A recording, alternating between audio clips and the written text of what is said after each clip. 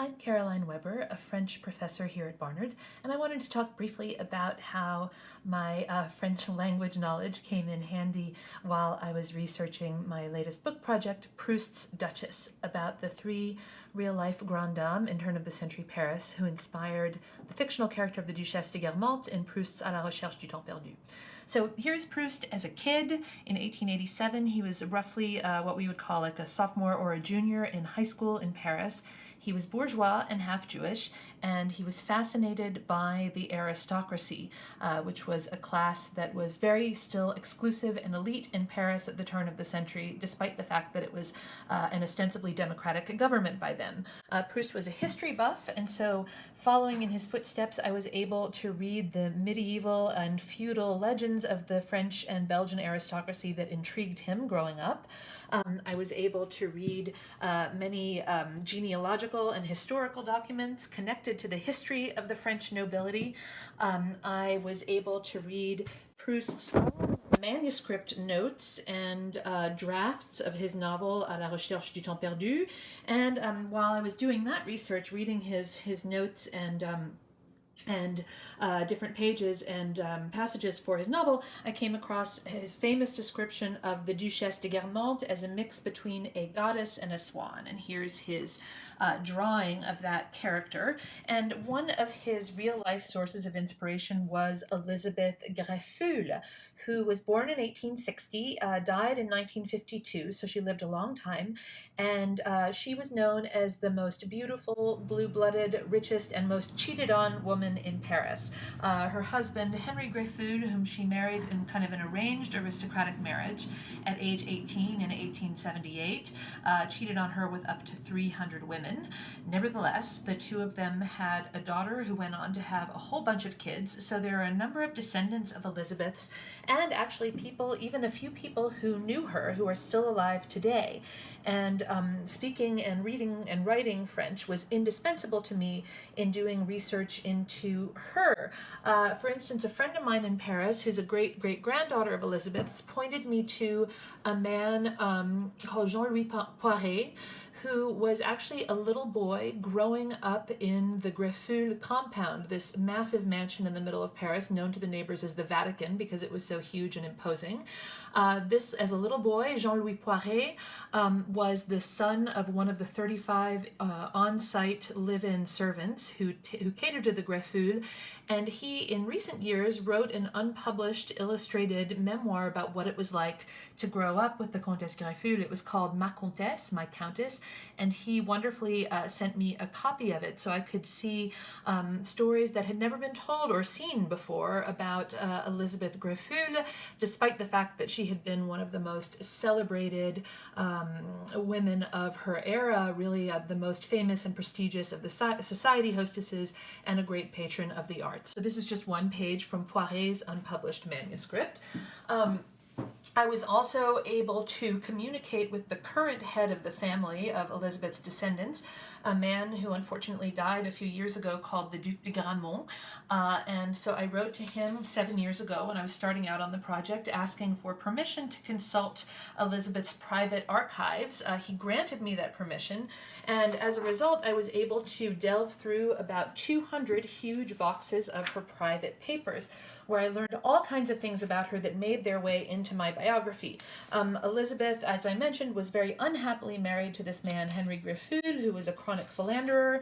I found files where she organized all of these anonymous letters that Henry wrote to her or had his mistresses write to her, telling her how she was too skinny, she was ugly, he hated her family, he wasn't in love with her, and I could even see Elizabeth's own notations talking about what had motivated particular mistresses to help Henry in these kind of cruel epistolary campaigns.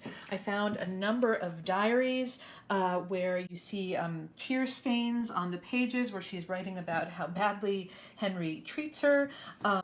I was able to go through her interest in various press clippings. She loved to stay abreast of domestic and international politics at the time, and so she kept a number of press clippings about all kinds of world affairs that happened between the 1880s when she was a young bride and 1852 when she died.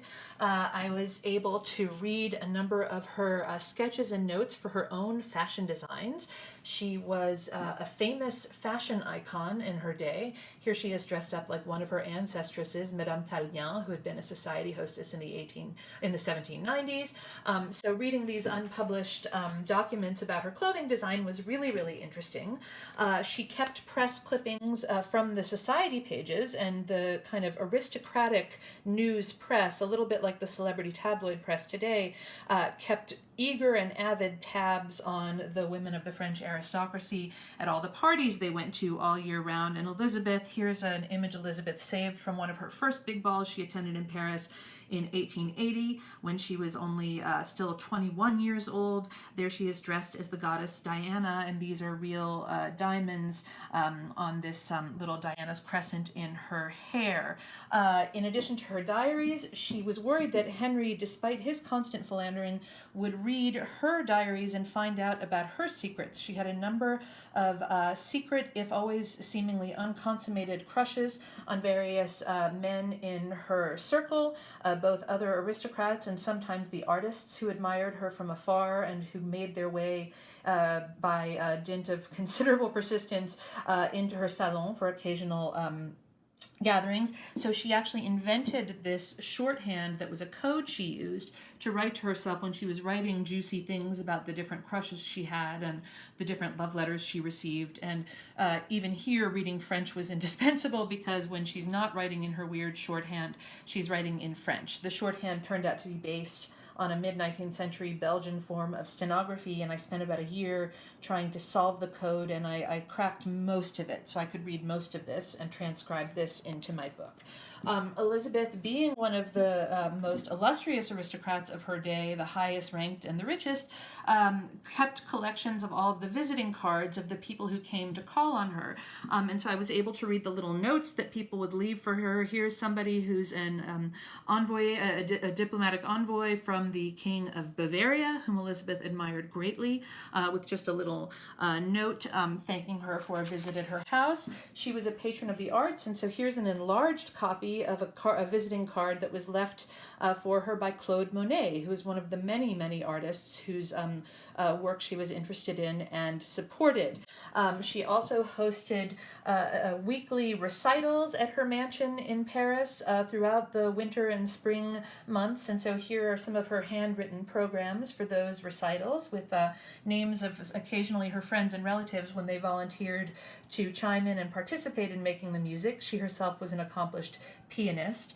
I was able, most interestingly to me, to read all of these unpublished documents in her so-called literary files, as her sister, whom she predeceased, labeled these boxes.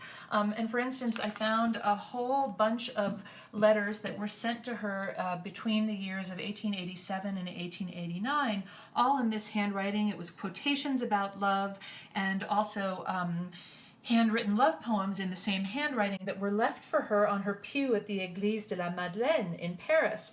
And eventually, the handwriting belonged to a famous author who actually admired Elizabeth greatly and would wind up declaring his love for her in more direct ways, named Paul Hervieux, a writer whom Proust knew and admired somewhat from afar when Proust was a young man. Hervieux, like Elizabeth, was a generation older than Proust, or half a generation.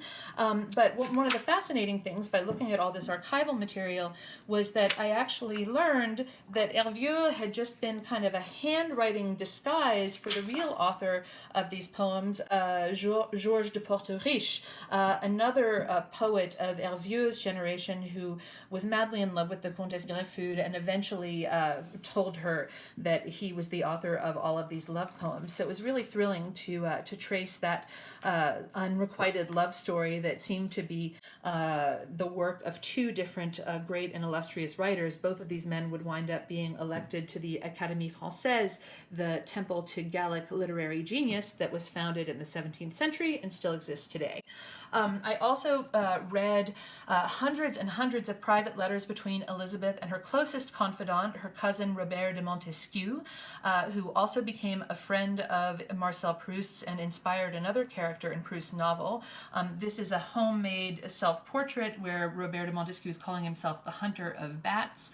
The bat was his alter ego. He published a volume of poetry poetry that he gave a copy of to Proust called Les Chauves-souris, the bats, and he sent notes and letters back and forth to Elizabeth soliciting her input on different poems in that volume and in a number of other volumes he published. And he also gave her advice on her own secret poetry writing, and this was my favorite part of my discovery. I was able to read all of these literary texts, some of them that Elizabeth had published in very small print runs, almost what we would call vanity print runs, like this is only about the size of, I don't know, a postcard or smaller, but this is the cover of a whole booklet of love poems that Elizabeth wrote and had published in the 1880s, and no one had ever seen or written about them before. I figured out by dint of years of sleuthing that the man who inspired this poem and many others like it was called Giovanni Borghese, a Franco-Italian poet, a Franco-Italian prince who was Elizabeth's relative by marriage. And then the most exciting discovery I made of all, and where French was really indispensable, was I found dozens and dozens and dozens of copies of page proofs and handwritten drafts of a novel that the two of them worked on together for almost 10 years. And I could see, I don't have those images handy, but by the handwriting, which parts were written by Elizabeth, which parts were written by Giovanni. Eventually, their kind of literary collaboration fell apart when Giovanni wound up marrying Elizabeth's cousin, but Elizabeth persisted in writing this novel and actually published it herself anonymously, not using her name or any name here, called Âme Sociale, or Society Souls, so Society Folks, in 1897. And the novel is not great literature. It's just a story of the foibles of the turn of the century Parisian aristocracy, and the failed love stories, and the intrigues and the backstabbing, and all of these things that would actually become subjects of Proust's great work. So by reading French and digging around in these archives and accessing this unknown but very amply documented life of the Comtesse Greffule, I was able to find out that not only was she a muse for Marcel Proust, but she had preceded him as a chronicler of aristocratic society at the turn of the century. So French was indispensable for that, and I was happy to speak with you today.